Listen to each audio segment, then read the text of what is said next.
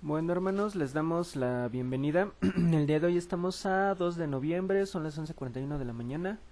Nos encontramos en Santa María Huehuetoca, Congregación Casa de Vida.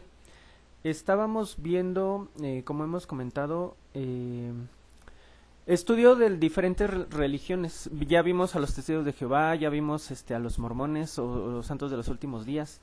Y ahorita estamos viendo la religión católica, que de hecho es de más interés porque precisamente vivimos en un país fundamentalmente católico. ¿Por qué somos un país fundamentalmente católico? Porque todo tiene relación con la conquista. España es fundamentalmente católico, entonces cuando España conquista México trae eso en la conquista. Y a los habitantes originales, a los indígenas, se les impuso la religión con mano de hierro, o sea, o lo aceptas o te mueres, así tal cual. Y se hizo mucho sincretismo de que, no, pues María es como Tonantzin. Dios es como Quetzalcóatl, o sea, para que lo agarraran fácilmente y no hubiera tanto show. Por ejemplo, ven que apenas fue lo que se llama Día de Muertos. El Día de Muertos era en otras fechas totalmente diferentes, aquí originalmente en México, mexicas, toltecas, todos ellos. Pero cuando llega la Iglesia Católica, ellos les imponen la fecha, les cambian la fecha por el 1 de noviembre. Le dicen, es lo mismo, o sea, eso es sincretismo. Sincretismo es cuando tienes dos culturas y las mezclas para que se haga una sola postura. Por eso este país es fundamentalmente católico. Entonces hemos visto muchas cositas. Vimos por qué lo estamos haciendo, porque aquí es claro aclarar que nosotros no buscamos atacar a nadie, no. Nosotros como cristianos no puedes llegar con el que sea de cualquier religión, tú estás mal, yo estoy bien, tú eres un pecador y tú te vas al infierno. No, eso está totalmente mal. El propósito que hemos dicho desde el principio es que nuestro propósito es compartir la palabra de Dios. Todos tenemos familias católicos, todos. Entonces, en algún momento nosotros tenemos que usar este conocimiento, porque un cristiano tiene que tener conocimiento de todo, obviamente en primer lugar de la Biblia, pero tenemos que saber de todo para compartir. Por ejemplo, yo como me pongo a debatir, que debatir, dijimos, no es pelear, es tener dos posturas diferentes y tratarlas. Con un testigo de Jehová, si yo no sé ni cuándo se fundó, ni quién lo fundó, ni en qué creen, o sea, tengo que saber de lo que voy a hablar. Entonces ese era el propósito, que pudiéramos conocer esta religión más a detalle para poder debatir si fuera necesario con algún católico, no con la intención de decir yo sé y tú no sabes, sino con la intención de ganar almas. Hablamos igual de lo que es la sabiduría del cielo, la sabiduría diabólica. Hay cristianos que defienden la sana doctrina, pero no lo hacen con el propósito correcto. No sé, bueno, yo por las redes que sigo, hubo un debate entre un youtuber ateo y un apologeta cristiano. Y pues la gente más iba por el morbo, pero yo noté mucha soberbia en ese apologeta. No vi que él buscara ganar almas, sino que él buscó humillar. Y eso está mal. Nosotros no. O sea, si vas a defender la sana doctrina es para ganar almas, no para humillar a nadie. Porque todos somos ignorantes y en su tiempo nosotros tampoco sabíamos. Entonces ponte en su lugar. O sea, si alguien viene y te evangeliza y te empieza a humillar, ¿eso va a ganar tu alma? No, eso te va a molestar y te vas a alejar. ¿Vale?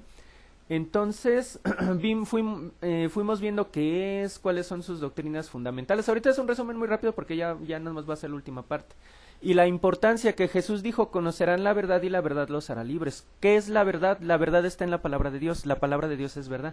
Y todo lo que no es verdad por definición es mentira. Y decimos que la Biblia igual dice, vosotros sois de vuestro padre el diablo, y los deseos de vuestro padre queréis hacer. Él ha sido homicida desde el principio y no ha permanecido en la verdad, porque no hay verdad en él. Cuando habla mentira de suyo, habla porque es mentiroso y padre de la mentira. Entonces vemos que Cristo es la verdad, la luz y la vida, pero el enemigo es el padre de la mentira y es el homicida por excelencia. Entonces, por eso nosotros hacemos ese contraste.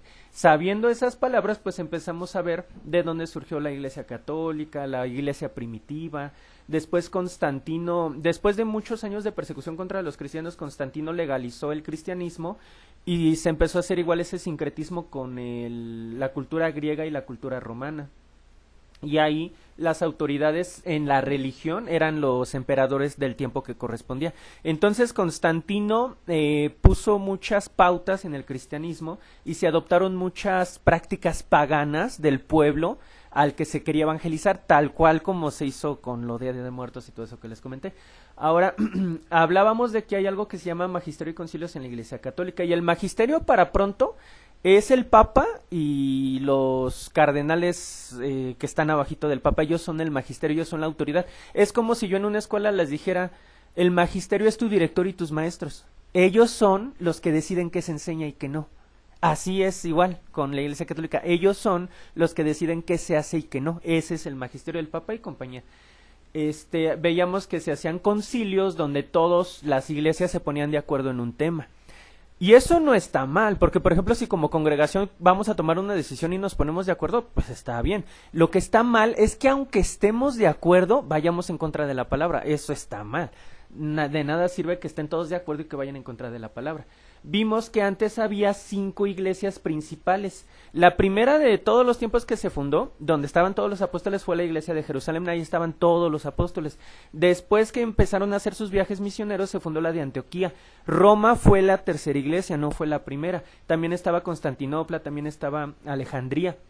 Estas 5 en conjunto se llamaban bueno, se pronuncia correctamente pentarquía, pero yo estoy acostumbrado a decir pentarquía. Penta es por 5 y jerarquía se mezcla la palabra y ahí está. Y la idea de que sean 5 era que no hubiera una autoridad máxima, que fuera como democrático, digamos, para que no hubiera como un emperador que dicta y lo que él diga se hace. Pero empezaron a pasar cosas, hubo concilios, empezaron a prohibir que los sacerdotes vivieran con mujeres, en contra de la palabra que dice que sí se pueden casar, que no hay problema con eso. Vimos igualmente situaciones como que empezaban en esa, vean en qué año se va, que empezaban a llamar a María Madre de Dios, y seguían los concilios, cuando la Biblia nunca la llamó así, seguían los concilios, y por ejemplo un concilio de interés fue en el 451 Calcedonia, donde los monjes ya de plano se les anulaban sus... O sea, ya estabas casado, pues te lo anulo, y de aquí en adelante ya nadie se puede casar, y eso va en contra de la palabra. Y de aquí en adelante fue que Roma empezó a declarar, no, pues yo soy aquí el mero mero, de los 5 yo soy aquí el que manda. Y empezó a haber divisiones, eso provocó que hubiera una división de esa pentarquía. Jerusalén y Alejandría dijeron, ¿sabes qué? Que tú, Roma, estás muy alebrestado, tú dices que a fuerzas eres la autoridad, nosotros no estamos de acuerdo, y nosotros, pues ahora sí que dijeron, zafo. Y se dividió la pentarquía. De esos 5 se retiraron Alejandría y Jerusalén. Entonces de la pentarquía ya nada más había 3. Entonces siguieron pasando concilios, siguieron metiendo doctrinas, empezaron a meter, por ejemplo, en el 787 la veneración de las imágenes. Bueno, déjenlo amplio. Y cuando hay una situación donde hay una pelea de poder entre Constantinopla y Roma, hubo una segunda división. A las divisiones se les llama cisma. Entonces el segundo cisma en el año 1054, porque se pelearon el líder de la iglesia de Constantinopla con el líder de la iglesia romana. Se pelearon porque cada quien decía yo soy el mero mero, y también se pelearon porque decían que si el pan para la hostia era con levadura o sin levadura. El chiste es que se pelearon y se maldijeron en uno al otro y se dividieron. Entonces otra vez bye bye, y de esa pentarquía ya nada más queda Roma y medio Antioquía, porque en Antioquía hay 3 sedes que sí son de Roma, pero también hay 2 sedes que son de la iglesia ortodoxa, que era Constantinopla, que se zafó. Entonces la pentarquía ya no existe, porque Roma se puso en ese plan y nadie estaba de acuerdo con Roma, y ya nada más quedó Roma, ¿vale? Entonces, esa era como que la historia a grandes rasgos de la... Y aquí vemos el desarrollo doctrinal, porque muchas veces la Iglesia Católica dice, no, nosotros tenemos la misma doctrina desde Pedro. No es cierto. Vemos cómo año tras año se puso el culto a María, se metió el purgatorio, se metió el papado, se metió la adoración de las imágenes, los santos, pagar por la misa porque se pagaba, el celibato obligatorio, que no se podían casar, los 7 sacramentos, indulgencias, la transubstanciación y la confesión auricular. La transubstanciación es, recordemos que es cuando nosotros hacemos la última cena de manera como un memorial, en memoria de Jesús, porque así lo dijo Jesús, hagan esto en memoria de mí. Un memorial es algo que hace simbólicamente, pero para ellos la transubstanciación es que literalmente el pan en tu boca se hace carne, y literalmente es la carne de Jesús. Esa es la transubstanciación. Se prohibió leer la Biblia a los laicos. Los laicos son los que no estén dentro de la Iglesia Católica, No hay salvación fuera de la Iglesia Católica, el purgatorio es declarado artículo de fe, o sea, ya es de base. La tradición tiene la misma autoridad que la Biblia, la Inmaculada Concepción de María, la infabilidad papal y la Asunción de María. Entonces vemos cómo se fue dando un desarrollo progresivo. Y todo eso fue concilio tras concilio, tras concilio, tras concilio. A diferencia de la Biblia desde que los apóstoles las escribieron, esta no ha cambiado. No, ya le vamos a meter otro libro, no, ya le vamos a hacer esto, no, que ya salió un nuevo apóstol y que le vamos a cambiar. No cambia, ¿por qué no cambia? Porque todo lo que necesitamos, todo el fundamento apostólico ya está aquí, no necesita cambiar. Entonces fuimos viendo también las historias de los papas, que el papa es la máxima autoridad y se supone es el sucesor de Cristo. Vimos que el fundamento que ellos utilizan era... bueno, aquí el fundamento que yo utilicé para refutar era esto que está en rojo. Si decimos que tenemos comunión con Él y andamos en tinieblas, mentimos y no practicamos la verdad. El que dice yo le conozco y no guarda sus mandamientos, el tal es mentiroso y la verdad no está en él. Pero el que guarda su palabra sí está en Dios y tiene el amor de Dios. También leíamos, todo aquel que permanece él no peca, todo aquel que peca no le ha visto ni le ha conocido. Hablando de práctica del pecado, porque todos somos pecadores, otra cosa es practicar el pecado. Ejemplo, alcohol, bebí antier y me sentí un poquito mareado. ¿Pequé? Sí, pero lo hace seguido, no, de hecho fue hace años y considero que fue un error y no pienso volverlo a hacer. Eso no es práctica, pero si yo cada fin me pongo hasta las chanclas, eso sí es práctica. El que practica el pecado es del diablo, pa' pronto, o sea, el que lo hace constantemente, sin ningún remordimiento y sin apartarse del diablo. Entonces veíamos papas, que son la máxima autoridad de la Iglesia Católica, como Alejandro VI, dice aquí abajo, presidió más orgías que misas, escribió Edward Gibbon, ofrecía premios al hombre que pudiera fornicar con el mayor número de mujeres.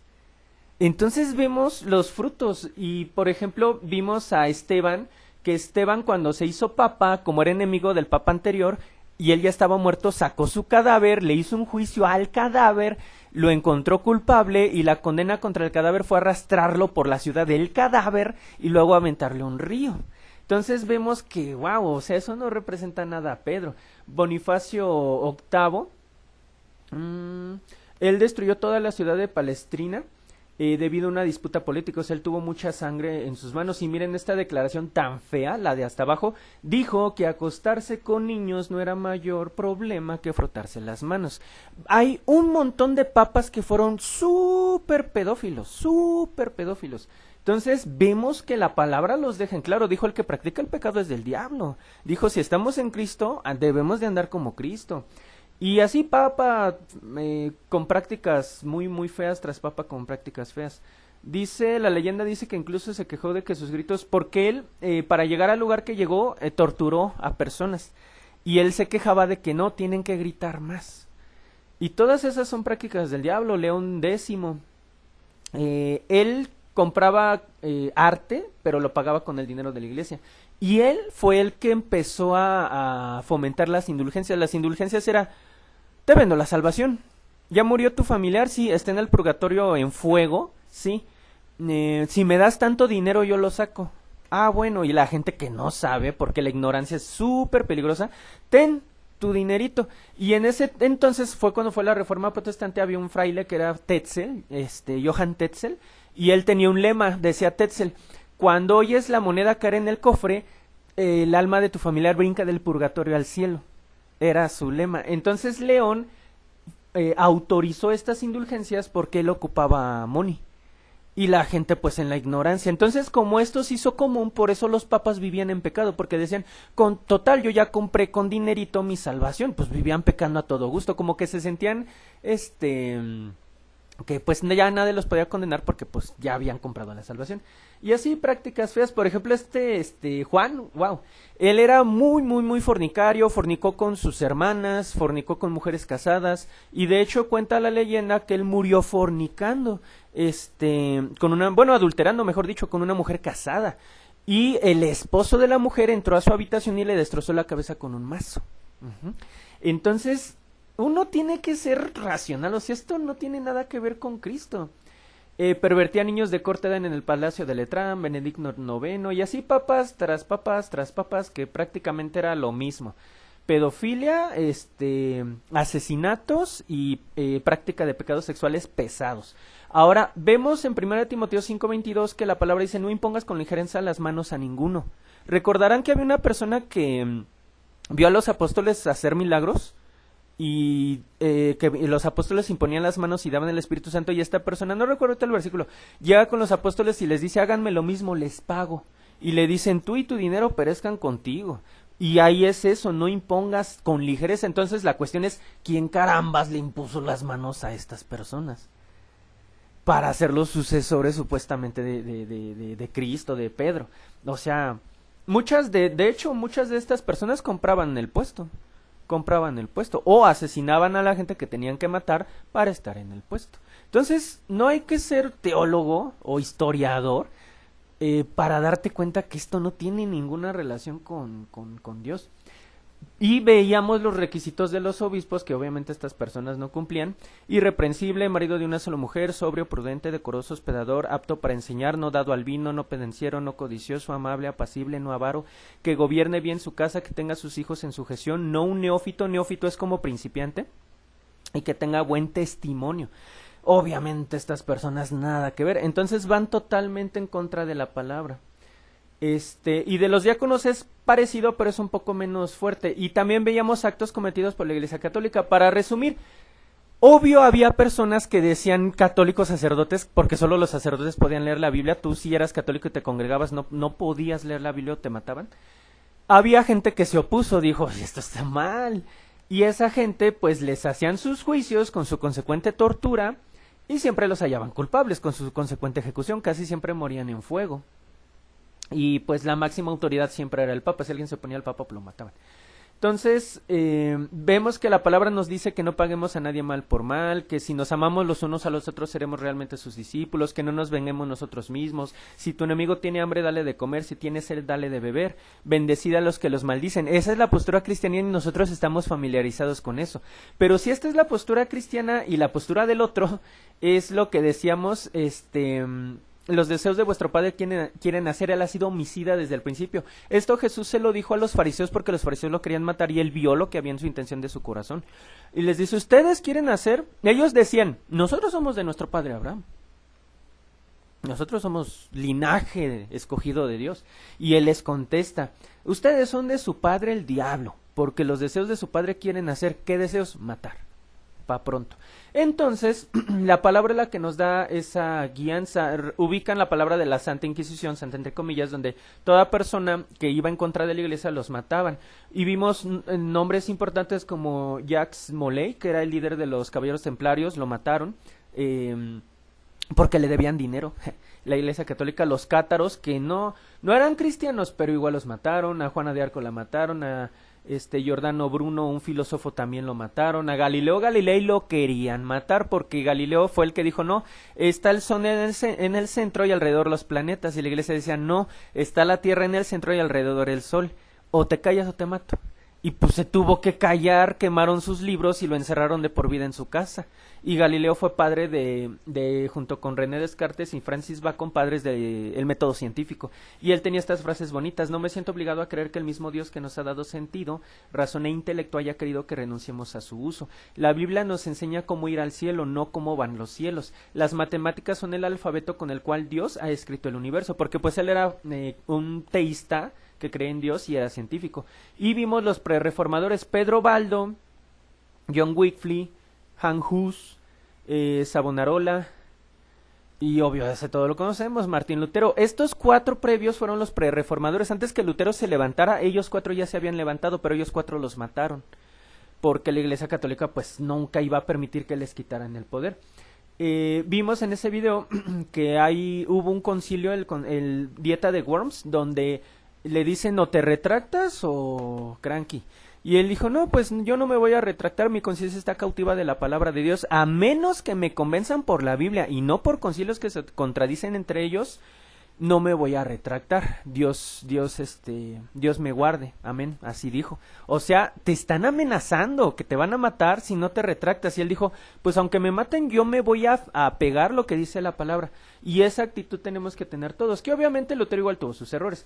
En las indulgencias él es Johann Tetzel, era lo que les decía que se vendía la salvación. Zwinglio fue contemporáneo de Lutero y tenía, de hecho, una postura más cercana a la que nosotros tenemos de la que Lutero tenía. Y Tyndale era un inglés que lo mataron, él sí lo mataron. Bueno, a Zwinglio también. A él lo mataron por traducir la Biblia del latín, que era el único idioma y que solo el 2% de la población podía leer, y ese 2% pues eran los sacerdotes católicos. Él lo tradujo al inglés para llevarle la Biblia al pueblo, y lo agarraron y lo mataron. Entonces, ¿qué dijo la palabra? Su padre es el diablo. ¿Cómo sabes que su padre es el diablo? Porque son homicidas, y los deseos de vuestro padre queréis hacer. Entonces la palabra nos deja muy claro. Esta institución, al menos en ese tiempo, ¿era de Dios? Pues claro que no, está matando gente, está violando la palabra en su totalidad.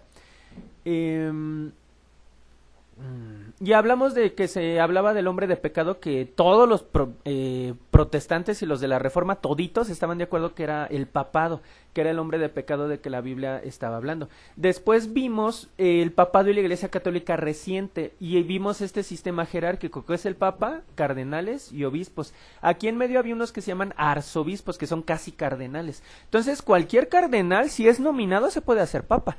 Y lo que vimos, cardenales, arzobispos, ¿dónde está?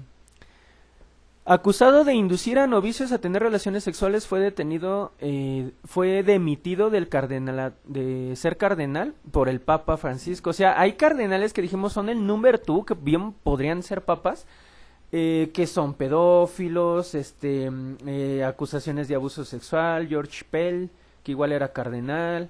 Jean Perry, que igual era cardenal. Dice, en noviembre el cardenal generó una gran conmoción en Francia tras confesar públicamente que 35 años atrás, mientras ejercía el párroco en Marsella, había abusado sexualmente de una menor de 14 años, ¿vale? Igual hay que aclarar, esos pecados no caducan, bueno, al menos en el cristianismo, porque hay instituciones que, bueno, gobiernos de países que utilizan la palabra prescrito, es decir, si mataste, si violaste, hiciste lo que hiciste, pero ya pasaron 20 años, ya no te puedo juzgar, como en el buró de crédito, que tienes tu deuda y ya pasaron tantos años, pues ya no estás, eso es que prescribió, pero, pues, o sea, quedan impunes.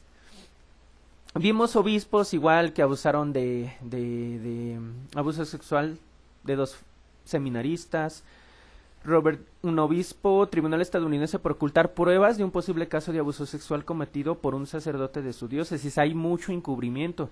Michel Sentier, igual obispo, renunció después de ser acusado de abuso sexual de 2 hombres jóvenes. Y así caso tras caso. Y estos fueron casos donde obispos en Irlanda cubrían a otras personas que abusaban. Entonces vemos que hay cardenales y obispos involucrados y un montón de sacerdotes, nada más que esos no se hacen tan conocidos. Pero cualquiera de estos, sobre todo los cardenales, pudieron haber sido papas. Y vemos que en el pasado sí hubo papas. Este fue un caso en México. Marcial Maciel degollado y los Legionarios de Cristo. Este sacerdote fue fundador de la Congregación Legionarios de Cristo. Se acusó y demostró que abusó sexualmente de seminaristas y de sus propios hijos, de distintas mujeres, apartado del ministerio por el Papa Benedicto XVI. Y lo apartan casualmente cuando se hace público. Rara vez vas a saber, no, pues dentro del Vaticano se hizo una investigación y dentro del Vaticano se decidió quitar. No, solo lo hacen cuando se hace público ya para afuera, para no quedar mal. Igual, caso aquí donde igual obispos encubrieron a sacerdotes, y uno de los obispos que más anduvo encubriendo pedófilos fue Juan Barros. Entonces son los mismos casos, o sea, abuso tras abuso, y aquí vemos en diferentes países en qué año fue, qué institución fue y qué hicieron. 1670 clérigos abusaron de 360 menores, 330,000 víctimas de abuso sexual, más de 4,444 personas reportaron abuso por clérigos. Este dato se me hizo muy interesante. Cerca del 1.13% de la población adulta de España, que es fundamentalmente católica, había sufrido abuso en el ámbito eclesiástico. O sea, de cada 100 españoles, al menos uno ha sufrido abuso por alguna autoridad católica. Entonces vemos que pues es algo feo. El caso muy feo fue el de Próbolo. Era un orfanato donde eran niños sordomudos. Sufrían abuso como un niño que no sabe hablar y no le enseñaron intencionalmente el lenguaje de señas, ¿cómo va a decir, oye, me están haciendo esto? Y pues son cosas muy feas, muy aberrantes, muy incómodas. Él fue uno de los involucrados en ese caso, Nicola Corradi, sacerdote. Y desgraciadamente la práctica era encubrir. Ahorita, por ejemplo, el Papa actual es el Papa 14, que es León 14, perdón, el Papa actual es el Papa León 14. Y él también está relacionado con este tipo de cosas. No prácticamente que él haya cometido, sino que él ha encubrido. Y diferentes instituciones como la SNAP, Red de Sobrevivientes de Abuso de Sacerdotes y otras, lo acusan, igual Bishop Community, Accountability, perdón, lo acusan de que nunca despojó a personas que se descubrió que sí habían abusado, y también hubo situaciones donde no investigaba como lo tenía que investigar. Entonces vemos que esta situación de pecado sexual grave, sobre todo con menores, es todo. Todos están asociados desde acá hasta acá. Entonces, pues está fuerte. Y hablamos de un libro que se llama Sodoma. Lo escribió Frederick Martel. Y él, para concluir, él habla de que hizo una investigación donde descubrió que los sacerdotes después de, más en España y en Roma y en Italia, después de hacer sus oficios, salían y pues iban al bar gay, contrataban servicios de sexoservidoras, sexoservidores. Por ahí había una declaración, la de hasta abajo, nos obligaban a meternos desnudos a la piscina para tocarnos. O sea, cosas fuertes, cosas feas. A la Iglesia Católica se le dijo, oye, ¿tú qué opinas? Nunca hizo ninguna declaración. Y el Betilix, que fue algo parecido, donde eran documentos privados, porque recordemos que el Vaticano funciona como si fuera un país, documentos que se hicieron públicos, igual hablaba de lo mismo, escándalos sexuales. Vimos declaraciones de diferentes papas, donde decían que Jesús, papas recientes, no es el único camino, decía que todas las religiones te llevan a Dios. Otro papa dijo que Jesús era un alcahuete por no dejar que la ley se cumpliera al apedrear a la mujer. Otro papa dijo que no sabía el papa, eso no reciente, ahorita se me fue el nombre, pero él no sabía, es el papa, y dice él, a mí me preguntan que por qué Jesús murió en la cruz, y él dice, no sé responder, yo solo puedo ver la cruz y pensar por qué lo habrá dejado morir. O sea, el líder de una religión no sabe por qué Jesús murió en la cruz, cuando todos nosotros sabemos que fue por nuestra salvación, es obvio, es la base del cristianismo, pues él dice que no sabe. Y también vimos otro donde, y ese estaba feo, bueno, ese sí se los voy a poner. Donde dice que Jesús fracasó en la cruz. Y yo dije, caray. Thing private. Yo en el bolsillo, in my pocket, llevo siempre dos cosas. I always carry two things. Un rosario. Rosary. Un rosario. Y le aplauden. Para rezar. To pray. Y una cosa que parece extraña. Something which seems odd. ¿Qué es esto? Y esto es la historia del fracaso de Dios. This here, in this item, is the history of God's failure.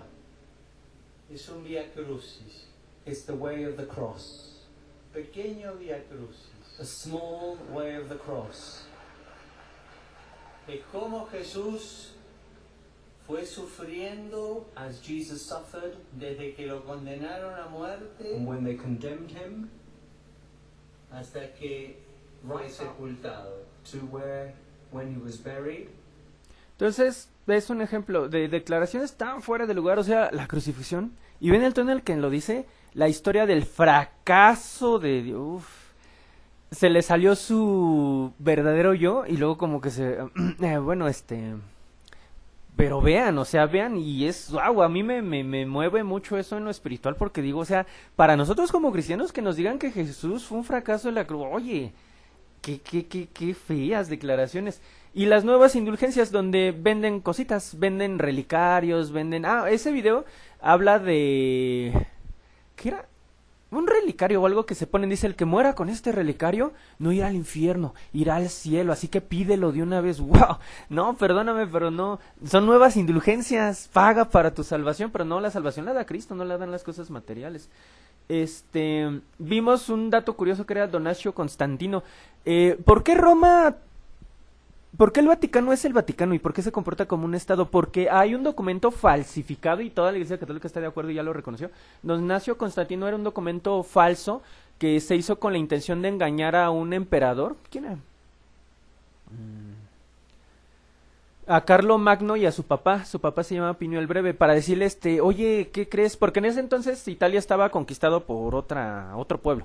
Entonces, Pinio el Breve reconquista y le dice el papa en turno, oye, ¿qué crees? Que en su tiempo Constantino nos dio este documento, mira, y aquí él dijo que todo esto era nuestro. Y entonces dice Pipino el Breve, ok, yo te lo doy, no hay show. Y le dio todo eso de Italia. No inventes, con un documento falso. Después pasaron cosas, llegaron nuevos emperadores italianos y pues se lo quitaron. Pero al final le dejaron ese trocito. Pero todo es en base a un fraude, a un documento falso. Y dices, no inventes, o sea, ¿qué no han hecho? Que diga la Biblia que no se deba de hacer.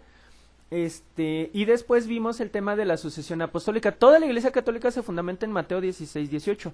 Cuando Jesús le dice a Pedro, yo también te digo que tú eres Pedro y sobre esta roca edificaré mi iglesia y las puertas del Hades no prevalecerán contra ella. La Iglesia Católica toma este versículo como que Jesús puso toda su autoridad o toda la autoridad de la iglesia en un hombre que es Pedro. Y que todos los sucesores de Pedro y de la Iglesia de Roma, porque Pedro fundó la Iglesia de Roma junto con otras también, igual Jerusalén estaba Pedro, ellos creen que esa autoridad que supuestamente Jesús dejó a Pedro se va a heredar. Y esa autoridad le da autoridad para hacer lo que les dé su gana, aunque vaya en contra de la palabra. Pero anduvimos analizando y analizando y analizando a detalle. Y lo que ayuda mucho igual a discernir es la opinión de los primeros cristianos. Orígenes decía, si pensamos que la iglesia se edificó solamente sobre Pedro, ¿qué diremos de Juan o de cada uno de los apóstoles? ¿Acaso no serán también rocas de la iglesia? Pero si se dice que sobre Pedro como roca se edifica la iglesia, lo fue en tanto que Cristo le decía, tú eres Pedro, pero todo aquel que imite la fe de Pedro es piedra y sobre la roca se edifica la iglesia. Es decir, la misma postura era de Hilario de Poitiers, de Orígenes de Alejandría, Juan Crisóstomo, Teodoreto de Ciro, e incluso Agustín de Hipona, que es como que los católicos lo toman como el mero mero. ¿A qué se refiere? Que la roca, cuando Pedro significa roca, Pedro se llamaba Cefas, yo me llamo Cefas, entonces le dice Jesús, ¿yo quién soy? Y Pedro levanta la manita, tú eres Cristo el Hijo de Dios viviente. Vientos, Pedro le dice, vientos, Cefas, ahora por esta verdad te vas a llamar Pedro, porque tú pusiste la roca. ¿Cuál es la roca de la fe cristiana? Tú eres Cristo, el Hijo del Dios viviente. La roca es la declaración que Pedro hizo. Jesús le dice, vientos, Pedro. Bueno, Cefas, ahora te vas a llamar Pedro porque eso que acabas de decir es precisamente la roca de la cristiandad. Que yo soy Cristo, que soy el Hijo del Dios viviente. Entonces, esa es la roca objetivamente hablando. Y todos los padres de la iglesia primitiva, hasta Agustín de Hipona, que es alguien súper respetadísimo por todo el mundo, de la iglesia primitiva y actual también, incluyendo a los católicos, todos unánimemente, toditos dijeron, la roca es la declaración de Pedro, es decir, la roca es Cristo. Y cuando vimos el mismo Pedro, ¿qué dirá Pedro? Pues tú eres Pedro, ¿no? Si tú te dijeras que tú eres la roca, hubieras dicho, buenas tardes, soy Pedro, yo soy la roca. Pero cuando leemos la carta de Pedro, dice, acercándolos a él, piedra viva, desechada ciertamente por los hombres, mas para Dios escogida y preciosa, vosotros también, como piedras vivas, sed edificados como casa espiritual y sacerdocio santo que ofrece sacrificios espirituales aceptables a Dios por medio de Jesucristo, por lo cual también contiene la Escritura. He aquí que pongo en Sión la principal piedra del ángulo. Todo esto, cuando él dice piedra, ¿de quién está hablando? ¿Está diciendo yo? No. Cristo. Y nosotros también funcionamos como rocas porque nosotros edificamos, pero la piedra del ángulo, la piedra principal, es Cristo. Y Pedro lo deja claro también. Entonces, si ni Pedro dice que Él es la roca y la autoridad, pues ¿cuál es el sustento para decir eso? Entonces, todos ellos, incluyendo Pedro, sostienen que la roca en la que se fundamenta la iglesia es la declaración. Jesús es el Cristo, el Hijo de Dios viviente. Todo que se llame cristiano debe de estar de acuerdo. Menos Roma. Y en el tema de la sucesión papal, pues queda totalmente invalidada porque Pedro no es la roca y por los papas que vimos que eran pecadores y que pues ellos no podían tener el Espíritu Santo, entonces no hay tal sucesión. Después vimos el tema de la tradición. Y eso se refuta muy fácil con unos poquitos versículos, los cuales son... Todo esto es tradición. Esto, la Inmaculada Concepción, la Asunción de María, Virginidad Perpetua de María, el papado, el celibato, el bautismo infantil, los 7 sacramentos, el uso del rosario, la veneración de las imágenes, el purgatorio y la observancia de la cuaresma, pero ahí intencionalmente puse la Navidad y ahorita les digo por qué.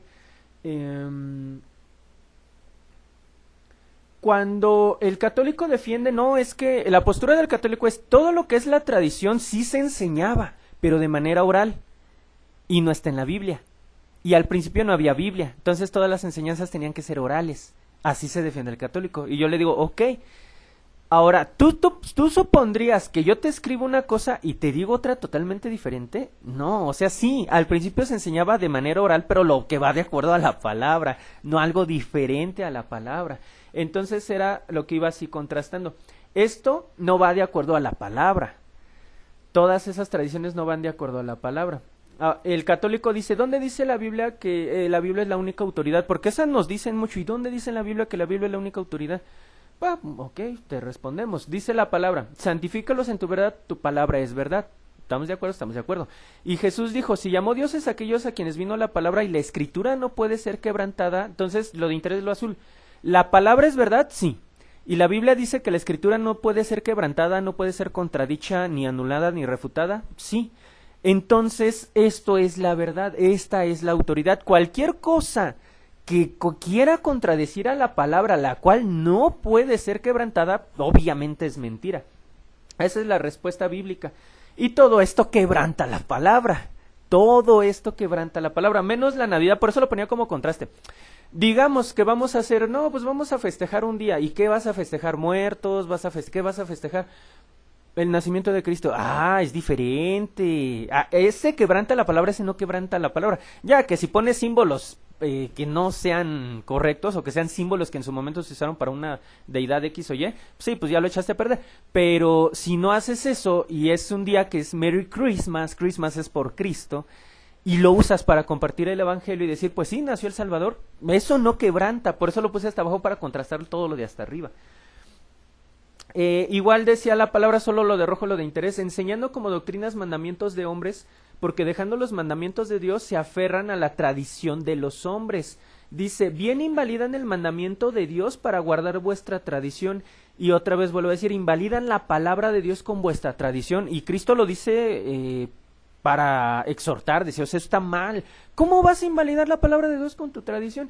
Y otra vez los ejemplos son estos. Esto invalida la palabra de Dios, estas tradiciones invalidan la palabra de Dios. Entonces vamos analizando, me dicen algo con la Biblia, me dicen algo, analizo la Biblia, me dicen algo a la luz de la Biblia. Entonces, aunque me digan, no, se transmitía, todo eso está invalidando la palabra de Dios. Eso no es verdad, eso es una mentira y el padre de la mentira es el diablo. Entonces, aquí algo muy interesante es que muchos católicos de hecho están de acuerdo y católicos pesados. Este ensayo se llama Ensayo sobre el desarrollo de la doctrina cristiana y el... ¿Quién es?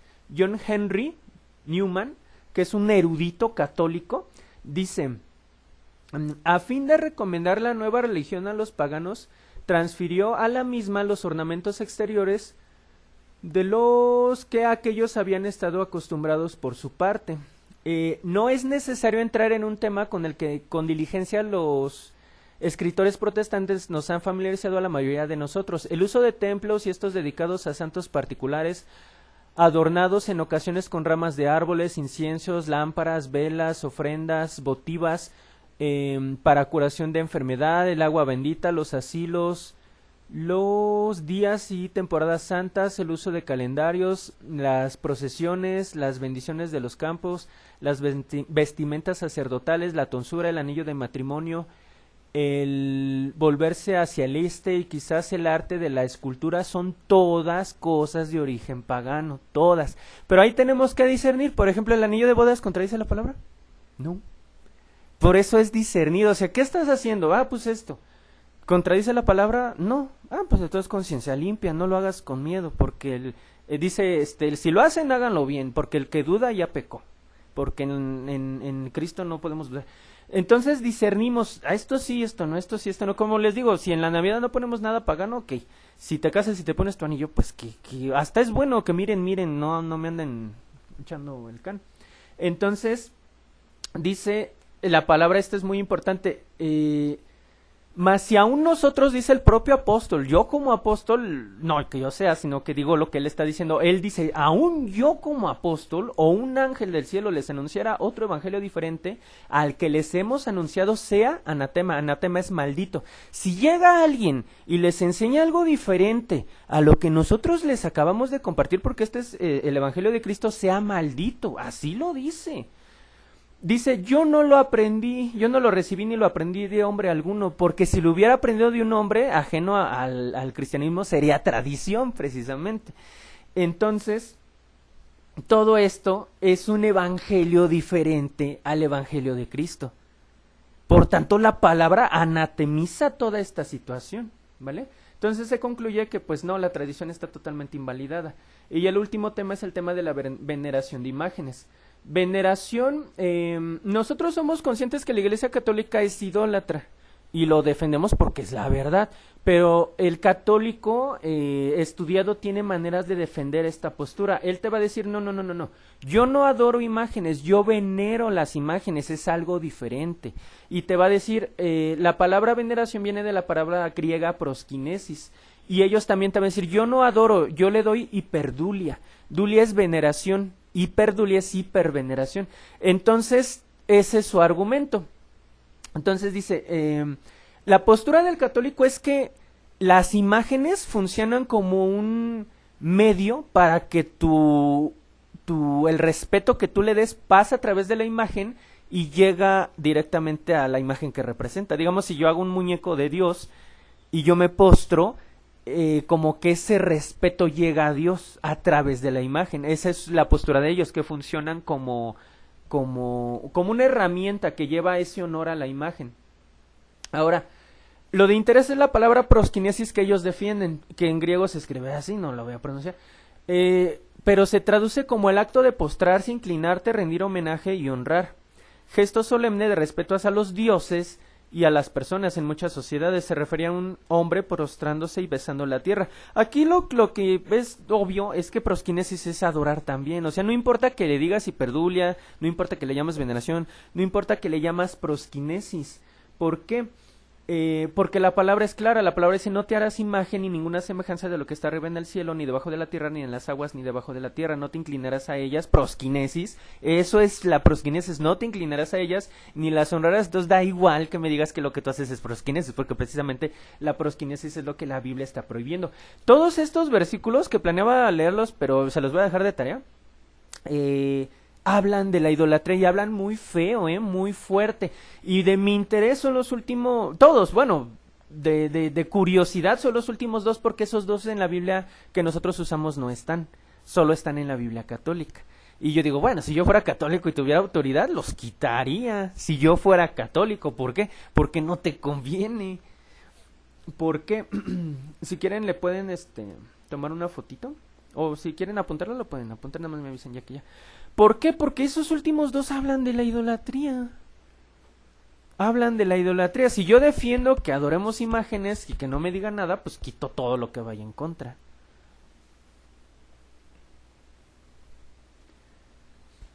Todos esos son los versículos a citar en amor a las personas que profesan esta fe. Y sí, la palabra es muy dura, muy fuerte en este tema. Les llama que no tienen entendimiento, que pues ni sus propios dioses los pueden salvar. O sea, habla fuerte de este tema respecto a no tanto a las imágenes, sino a las personas que las hacen y a las personas que las adoran. Respecto a eso habla. ¿Vale? ¿Sí quedó? ¿No?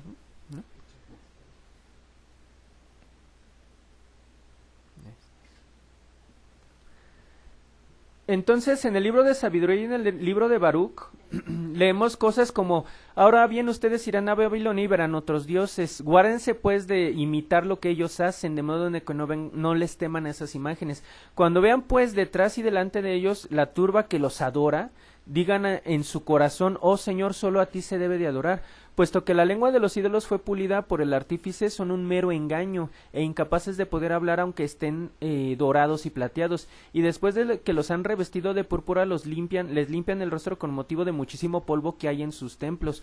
Por eso no tienen que temerlos, porque de los tales dioses son como la vasija hecha pedazos que para nada sirve. Encienden también delante de ellos lámparas, incluso más numerosas que las que se ponen para ellos mismos, pero no pueden ver ninguna de ellas. Son llevados en hombros, a quien les recuerda, ya que no tienen pies, demostrando así los hombres su vergonzosa impotencia. Avergonzados sean también los que los adoran. Por eso si caen en tierra no se levantan, habla del ídolo, por sí mismos, ni por sí mismos se echarán a andar, si alguno los pone de pie, y les tienen que poner delante las ofrendas como a los muertos, y tampoco pueden dar riquezas, ni siquiera una monedita. Si alguno les hace un voto y no lo cumple, ni eso se quejan, porque pues no pueden, porque son cosas X. Son semejantes a la piedra del monte, esos dioses de madera, de piedra, de oro, de plata. Los que los adoran se han confundido, han sido fabricados por carpinteros y por plateros, y no son otra cosa que lo que quisieron sus artífices. Más vale el varón justo que no tiene ídolos, porque nadie le quitará su fama. Y eso está en el libro de Baruch 6 de la Biblia católica. En el nuestro no lo van a encontrar, por eso lo puse. Y digo, wow, pues hasta tus mismos libros dicen, igual dicen. En verdad los fabricantes de imágenes solo buscan su desgracia, y la tienen bien merecida, y lo mismo los que creen en ellas y las adoran. Lo dice la Biblia, la católica, en su libro Sabiduría, capítulo 15, versículo 6. Y esta es una Biblia, la de Dios habla hoy, que no es propiamente católica, sino es ecuménica, pero esa Biblia sí tiene esos libros, ¿vale? Y en el magisterio de la iglesia, que cuando hablamos de lo que es el magisterio, que decíamos es como los profes y los directivos, que ellos dicen que sí, que no, se lee Adriano II, y pues ahí está la referencia, Cuarto Concilio de Constantinopla. Lo de interés es lo rojo, dice, también derivadamente se honren y adoren las imágenes mismas, del mismo modo que el sagrado libro de los santos evangelios y la figura de la preciosa cruz. Dice en el, ay, va mi gatita, en el 655, si alguno pues no adora la imagen del Cristo Salvador, no vea su forma, cuando venga a ser glorificado en la gloria paterna y glorificando a sus santos. Y en lo rojito abajo dice, igualmente la imagen de la Inmaculada Madre suya. Lo rojito dice, y honramos y adoramos a lo de los apóstoles, dignos de toda alabanza, los profetas, los mártires, los santos varones y de todos los santos, y los que así no sientan sean anatema del Padre, del Hijo y del Espíritu Santo. O sea, la misma Iglesia Católica maldice a todo aquel que no adore las imágenes. Entonces esa es la contestación cuando el católico te dice, no, nosotros no adoramos. ¿Has leído tu magisterio? Mírale este pedazo. No lo leen. Pues ahí dice que lo adoren. Ahora, cuando confrontas a un católico que se sabe defender con esto, te dice, no, es que fíjate que lo que pasa es que como este texto estaba en griego, pues lo traducen a griego, pero la palabra que usaron en griego no era de adorar, sino que era venerar. Pero en español, como no hay una palabra equivalente, pues así quedó. Pero dice adoración, pero no quiere decir adoración. Ay, no te la compro, pero también te la respondo. Yo mi respuesta es, ok, dices que viene de latín, no del griego, que viene de latín. Me dices que se traduce como adoración porque la palabra era adoratio, ok, pero tú me dices que realmente quiere decir veneración, ok, ¿y que en latín no hay una palabra para veneración? Veneratio o venerari es una palabra en latín para veneración, entonces ¿por qué no la ponen? Si tú me dices que no hay una palabra, pues yo te contesto sí la hay. No es error, es intencionado porque la Iglesia Católica adora imágenes. Ahora, cambiar la palabra de un pecado no quita el hecho de que sea pecado. Ejemplo, adulterio por poliamor. No, yo no soy adúltero, lo que pasa es que es poliamor, es otra cosa. Llámale como quieras. Si todos los actos del pecado en cuestión se llevan a cabo, no importa el nombre que se le dé, sigue siendo pecado. Si tu acto incluye arrodillarse, postrarse, prosquinesis, darle honra, pedirle favores, milagros, intercesión, orar, rezar, cargarle nombres, dedicarle alabanzas, poner veladoras o incencios, todo eso prohibido en Éxodo, es idolatría. Lo llames como lo quieras llamar, es idolatría. Y lo vemos. Hay un montón de videos donde se ve la gente corriendo atrás de las imágenes, donde caen en éxtasis, ven la imagen y lloran, gritan, se empujan porque la quieren tocar. Una muy triste, pues no vaya el papá entre todos para poner a su hijo encima de la imagen. Eso es idolatría. Y luego se les caen. Y obvio, idolatría era un ejemplo que... Ay, qué pasa.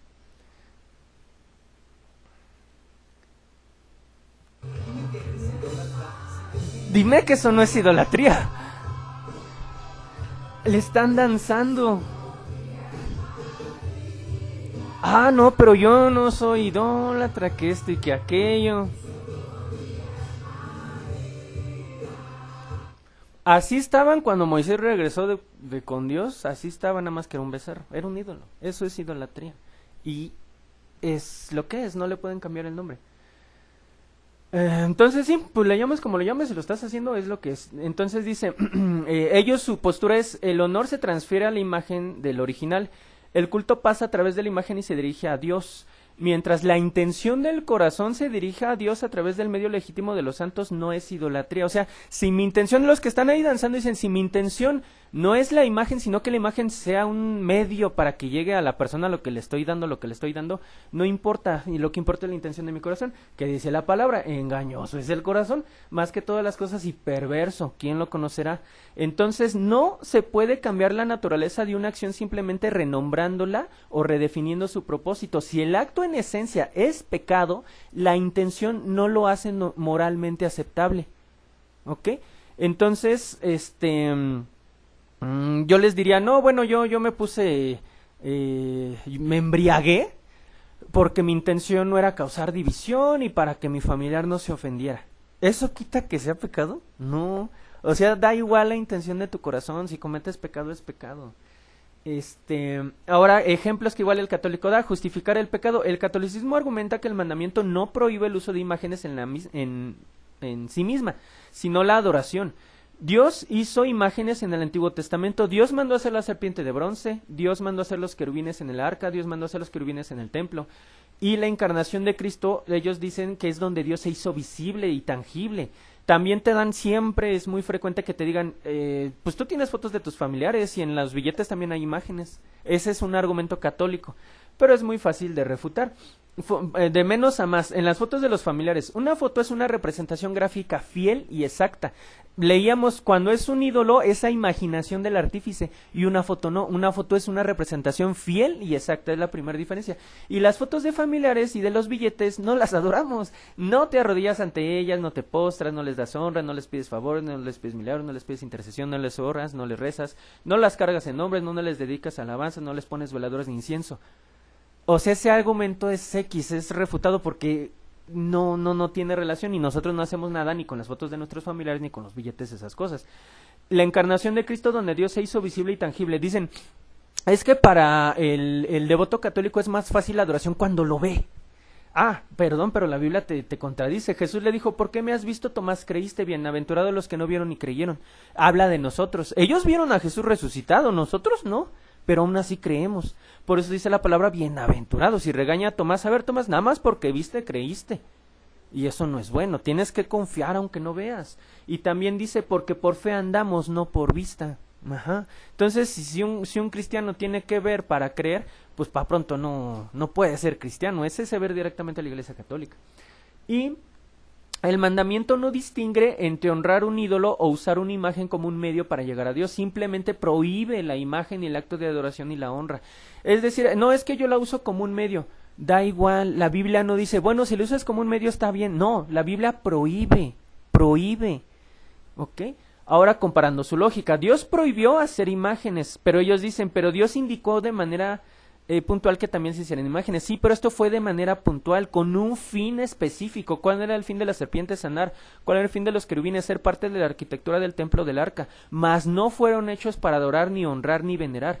Eso no nos justifica crear imágenes a nuestro gusto y adorarlas, venerarlas, honrarlas, o como le quieras llamar. La comparativa es matar. ¿Yo como cristiano puedo matar? Ah, pero Dios mandó a matar pueblos, entonces yo puedo. Así piensan ellos con el tema de las imágenes. Dios prohíbe hacer imágenes, pero Dios hizo, entonces yo puedo. Ah, tú eres Dios. No. Ahora, ¿por qué mató Dios personas? Porque Él es Dios, Él les dio juicio, y esa es su chamba, es dar juicio. Pero yo no soy juez, dice la palabra. Nosotros somos dadores de la ley, no jueces. Entonces, ese es el argumento, y no te lo van a poder contestar. La serpiente fue destruida. Cuando Dios empezó a levantar reyes de acuerdo a su corazón, de acuerdo a su voluntad, hubo un rey el que quitó lugares altos y quebró las imágenes, cortó los símbolos de acera e hizo pedazos, miren, hizo pedazos la serpiente de bronce que había hecho Moisés.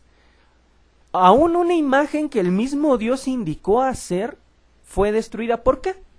Porque hasta entonces le quemaban incienso. Oh, Dios manda hacer una imagen con un propósito, sanar.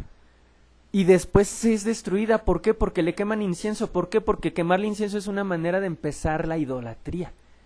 ¿Qué más si le levantan templos? ¿Qué más si le cantan y le danzan? Y hasta ya otro nombre le daban, le llamaban Nejustán.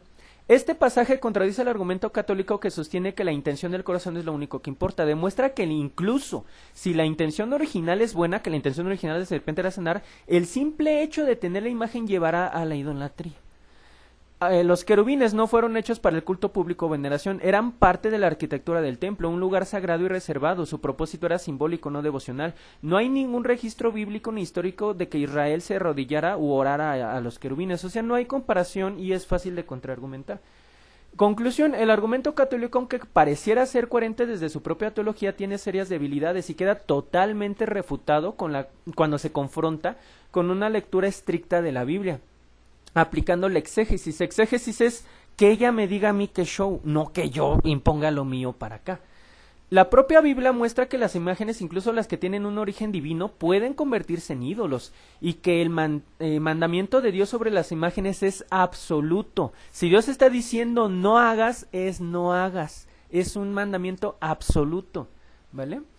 Y ya el último y que es el más cortito es la veneración de María, porque va de la mano con la idolatría. Para los católicos, María es la madre de Dios, es inmaculada, es decir, inmaculada concepción, que María fue concebida sin el pecado original, o sea que ella nunca tuvo pecado en sí misma, que fue perpetuamente virgen, que nunca tuvo actividad sexual con su esposo, y la asunción al cielo, que ella no tuvo una muerte física, sino que fue ascendida igual que Jesús. Entonces, en Juan 2 al 5 dice, el tercer día se celebraron unas bodas en Canaán, recordarán esto, y allí estaba la madre de Jesús, también Jesús y sus discípulos fueron invitados a la boda. Cuando se terminó el vino, la madre de Jesús le dijo, ya no tienen vino, y Jesús le dijo, ¿qué tienes conmigo, mujer? Mi hora aún no ha llegado. Su madre dijo a los que le servían, hagan todo lo que él diga. Aquí hay algo interesante, me llama mucho la atención cómo se dirige Jesús a María. Ahí no le dijo mamá, se refirió ya, ¿qué tienes conmigo, mujer? No, mamita preciosa, reina del cielo, ¿qué se te ofrece? ¿Qué quieres? No. Le habla con respeto, sí, pero me llama la atención que nunca le dijo mamita, madre mía, reina del cielo, como los católicos lo refieren. ¿Qué tienes conmigo, mujer? O sea, ahí queda claro, ¿quién tiene la autoridad? ¿Tú por mamá o yo por mi divinidad? Pues yo. Y ella lo comprende, hagan lo que él diga, lo entiende y lo acepta. Aquí hay que aclarar, María fue una mujer que vivió en santidad, que vivió en la voluntad de Dios, tan así que Dios le plació que a través de su vientre llegara Jesús. María reconoció a Jesús como su Señor y Salvador, y María fue salva. María sirvió a los apóstoles, y María, pues no hay nada que nosotros podamos decir de María, nada. Pero lo que está mal es la imagen que tergiversaron los católicos de María. Por eso ellos dicen, no, es que ustedes odian a María. Claro que no, ella fue una hermana en Cristo y fue salva. El problema aquí es lo que ustedes hacen con su nombre y con su imagen. Eso es lo que está mal y eso es lo que objetamos. Ahora leemos también la madre y los hermanos de Jesús le dicen a Jesús, oye, he aquí tu madre y tus hermanos están afuera y te quieren hablar. Y él les contesta, ¿quién es mi madre y quiénes son mis hermanos? Y extendió sus manos hacia sus discípulos y dijo, he aquí mi madre y mis hermanos. Dice, porque todo aquel que hace la voluntad de mi Padre está en los cielos, es mi hermano, mi hermana y mi madre. Para pronto le dicen a Jesús, viene tu familia, mi familia son ellos, porque hacen la voluntad de mi Padre. Para pronto. Ahora, dicen los católicos, no, es que cuando dice tus hermanos, quiere decir hermanos espirituales. Y dicen también, no, quiere decir primos. Ahí nos vamos al griego, la palabra de interés es esta, la 80, que se escribe así, todo extraño. Pero cuando ya analizamos la palabra, hermano, que se pronuncia delfos, tiene dos connotaciones, de manera literal o de manera figurativa. O sea, por ejemplo, nosotros nos llamamos hermanos, pero yo a mi hermano en la carne también le llamo hermano. Entonces yo me puedo referir a la palabra hermano como literal, como mi hermano, que somos hijos los dos de los mismos padres, o hermanos en la fe. Entonces es literal y, digamos, llamémosle espiritual. Entonces, a eso es lo que pasa. Aquí es literal, aquí es espiritual. Aquí es literal, aquí es figurativo. ¿O tendríamos que creer que en las dos es lo mismo? No, que en las dos es figurativo, obviamente no. María tuvo más hijos.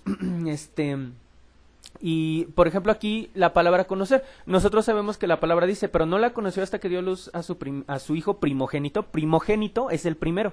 Si es el único hijo, le llamas unigénito, porque es el único. Por ejemplo, Jesús es unigénito, porque es el único hijo de Dios con su naturaleza. Pero si yo digo que es primogénito, es que hay más después de él. Por ejemplo, yo soy el ultimogénito, que ese que yo soy el último, pero hubo antes más que yo. Y el primogénito fue el primero, pero hubo después de. Ellos dicen, no, es que no se refiere a eso conocer. Perdón. Dice, la Biblia usa con frecuencia el verbo yadak, traducido comúnmente como conocer, para referirse al acto conyugal, no solo como un conocimiento intelectual, como una experiencia íntima y profunda unión entre dos personas. Porque ellos creen que, no, María conoció a José, mucho gusto, José no te conocía, mucho gusto, María no te conocía. Ellos piensan que es así, pero obviamente no. Y vemos ejemplos. Génesis dice, y conoció, la misma palabra, Adán a su mujer, la cual concibió. O sea, ¿qué quiere decir conocer? Ya se la habían presentado. No es que en ese momento habla obviamente de la actividad de la intimidad conyugal. En Génesis 4:7, y conoció Caín a su mujer, la cual concibió, y conoció de nuevo Adán a su mujer y dio a luz a su hijo. O sea, conocer habla del acto conyugal. Después, también en el caso contrario, dice respecto a Rebeca, la doncella era de aspecto muy hermoso, virgen, a la cual varón no había conocido. Ahí lo que supondremos, si es conocer literal, no había conocido a ningún hombre en su vida, no conoce a su papá, no conoce a sus hermanos. Y lo mismo aquí abajo, dice, refiriéndose a la hija de Jafé, y aconteció al cabo de 2 meses que volvió a casa de su padre, que es un varón, y él hizo a ella conforme el voto que había hecho, y ella nunca había conocido varón. Su papá es un varón. Entonces yo pienso que es literal, entonces no conoce a su papá, ¿o cómo? Obviamente habla de la actividad conyugal. Mi espíritu se regocija en Dios mi Salvador. ¿Por qué puse así? Porque María tiene necesidad de salvación. Jesús dice, Dios mi Salvador, porque ella reconoce que necesita un Salvador. Entonces, cuando decimos que ella es inmaculada, o sea que no hay pecado en ella, está mal. Incluso mismo Tomás de Aquino dice, si María nace sin pecado, no necesitaría ser redimida por Cristo, el cual contradice la enseñanza de que Cristo es el Redentor universal de toda la humanidad. Si decimos que fue santificada antes de la animación, de la infusión del alma, de modo de que no incurrió en la mancha original, esto no puede ser, porque el alma de la bienaventurada Virgen, que eso está bien llamarla bienaventurada, no pudo ser santificada antes de ser infundida. Por lo tanto, la bienaventurada Virgen fue concebida en el pecado original. O sea, en ella había pecado igual que en cualquiera de nosotros. Y esto lo dice Tomás de Aquino, que igual no es cualquier opinión. Y estos nombres, Stephen Schleiermacher, en su libro Tradición Antiguas de la Dormición y Asunción de la Virgen María, él es un erudito católico también, porque cuando andaban viendo qué onda hacemos dogma, lo de la Asunción, le encargaron a él y a varios otros investigar para encontrar un fundamento sólido para defender la Asunción de María. ¿Qué dijo? No hay evidencia sólida de que respalde la presencia del evento de la Asunción o las tradiciones enseñadas en las enseñanzas de la iglesia más temprana. O sea, él dijo, no hay con qué defendamos ese dogma, no hay por qué decir que María ascendió, pero es que su chamba era encontrar, y él regresa y, ¿qué crees, patrón? No encontré, y pues lo pone, no hay. Lo mismo pasó con Paul Tijón. En su libro Los signos de la salvación, exige fe en un hecho que no tiene ni pretende tender ningún testimonio histórico. Es un misterio de fe. O sea, no hay ningún fundamento para la asunción de María. Conclusión, la Biblia y los hechos históricos refutan todas estas posturas dogmáticas de la Iglesia Católica. O sea, no hay por qué pensar que ella fue eternamente virgen, no hay por qué pensar que es la Madre de Dios, no hay por qué pensar que ella fue libre de pecado. O sea, no hay ningún fundamento, le busques por donde le busques, no hay. Y uno diría, entonces, ¿por qué lo creen? Porque la respuesta es, lo creen por fe, no en Dios ni en su palabra, fe idolátrica en su religión y líderes religiosos. Y este videito lo explica. Yo soy profe, ¿no?, en escuelas católicas. Él es Edgar Pacheco, él es apologeta, y él es, como acaban de escuchar, es un maestro de escuela católica. He dado 2 cursos sobre Mariología. y llegan a la misma conclusión, es decir, son dogmas que los debemos de creer por fe en la iglesia, porque no tienen un sustento sólido para poder debatirlos. Es por eso que a muchos católicos tú le vas a decir o le vas a proponer estos debates. Algunos son muy aventureros y se atreven a debatir estos temas, pero no nos conviene a nosotros entrar a estos temas porque no los podemos sustentar. Tenemos que ahora, estaba viendo, ¿por qué entro? Porque a veces sí me desespera que empiecen a hacer teología o exégesis de versículos en la Biblia que ni siquiera la Iglesia Católica durante 2000 años lo ha hecho. Entonces quieren innovar sacando cosas nuevas. Ahorita lo que está diciendo Plasencia, ¿de dónde lo sacó? ¿Quién se lo dijo? ¿En qué curso de Mariología se lo enseñaron? ¿Cómo llegó a esa conclusión? Solamente Dios lo sabe, ¿no?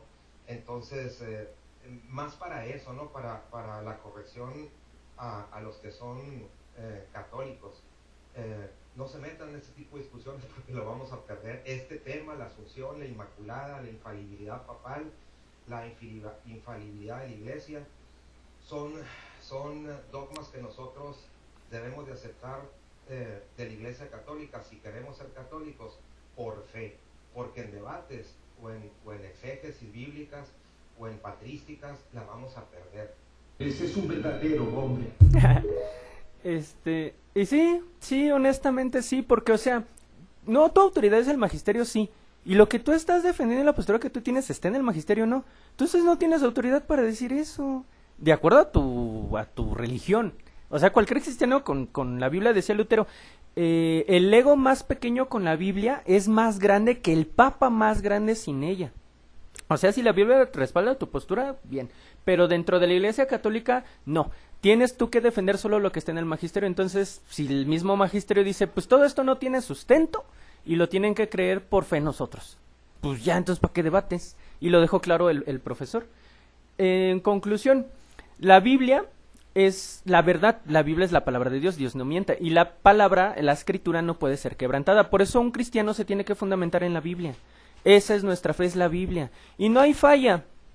Y si llegan a ver cositas que sí, porque, por ejemplo, Reina Valera, hay unas cositas que sí se contradicen, que les he comentado. Aquí el show es la traducción, es el traductor, porque el hombre se equivoca, y eso es innegable, ningún hombre es infalible, pero Dios no se equivoca. Un ejemplo, cuando dice la palabra, Dios no es hombre para arrepentirse, pero leemos en la palabra que se arrepintió de habernos creado. ¿No es una contradicción? Sí. ¿Cómo se explica la traducción? Hay versiones que no dice Dios se arrepintió de habernos creado, sino que dice Dios se lamentó de habernos creado. ¿Eso causa contradicción? No. ¿Es más fiel al texto original? Sí. Entonces, ¿quién fue el que tuvo el error, Dios o el traductor? El traductor. Por eso uno lo tiene que discernir.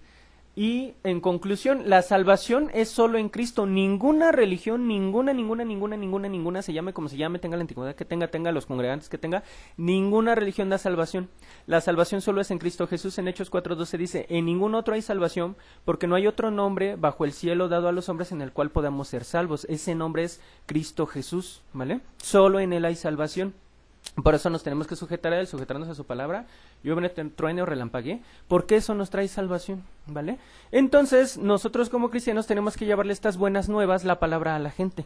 Por eso es importante este tipo de estudios, porque en su momento con un católico, todos tenemos católicos en nuestra familia, vamos a hablar y lo tenemos que hacer en amor. Mira, déjate presento un tema y vamos a platicar, es para hacerte conciencia, no te sientes atacado, esto, el otro, y pues que vean los hechos. Y aún así, viendo los hechos, se aferran, pues ya no hay más que hacer. Yo, por ejemplo, en mi trabajo, pues no se imagínense que tengo un paciente y le digo, bueno, pues te hicimos un estudio y pues sale positivo para cáncer, hay que tratarte. No, yo no tengo nada, yo me voy a mi casa. O sea, si ya te mostré la evidencia, si ya en amor y por amor, y tú tienes una postura renuente, ya no queda de mí. Hay corazones que son duros y hay que aceptarlo, no a todos se les puede convertir, pero es nuestra responsabilidad predicar, porque al que no le prediquemos nos van a declarar a nosotros la sangre de nuestras manos de los que no les predicamos. Entonces tenemos que predicar. Te van a correr, te van a insultar, se van a enojar, te van a llamar de maneras feas, pero es parte del show. Nosotros no vivimos por opiniones de los hombres, nosotros vivimos para Dios, ¿vale? Entonces es eso. Bueno, entonces hasta aquí dejaríamos el tema y ya se terminó todo lo de la Iglesia Católica. Fueron 4 domingos, pero ya acabamos. Entonces, pues, gloria a Dios, vamos a hacer una oración para terminar, ¿vale? Bueno, Padre, te damos gracias, Señor, porque nos permitiste, pues, terminar este tema. Te damos gracias, Padre, porque, pues, pues tú nos hablas, Señor, nos enseñas que tenemos que ser fieles a tus enseñanzas, fieles a tu palabra, antes que nuestros deseos o nuestras convicciones, Señor. Nosotros nos tenemos que sujetar a ti. Ayúdanos, Padre, a llevar las buenas nuevas a las personas que lo necesitan y llevarla con un respaldo que también sea, pues que vivimos para ti, Señor, que realmente la gente ha visto que nosotros hemos nacido de nuevo. Y eso es muy útil, Señor, porque van a decir, mira, pues tú eras enojón, tú eras peleonero, pero que vean lo que tú has hecho en nuestras vidas, Padre. Y eso va a ayudar mucho en la evangelización, sobre todo para nuestra familia. Ayúdanos, Padre, a seguir adelante en tu camino y vivir por fe y no por vista, Señor. Todo lo ponemos en tus bonitas y santas manos, Señor. El resto del día lo ponemos en tus manos también. Te pedimos, Padre, y te agradecemos todo esto en el bendito y santo nombre de tu Hijo amado, nuestro Señor Jesucristo. Amén y amén. Amén. Bueno, pues ya acabamos. Ya si quisieran pues ver más a detalle los videos de los papas, sus declaraciones, todo está en el canal de la congregación.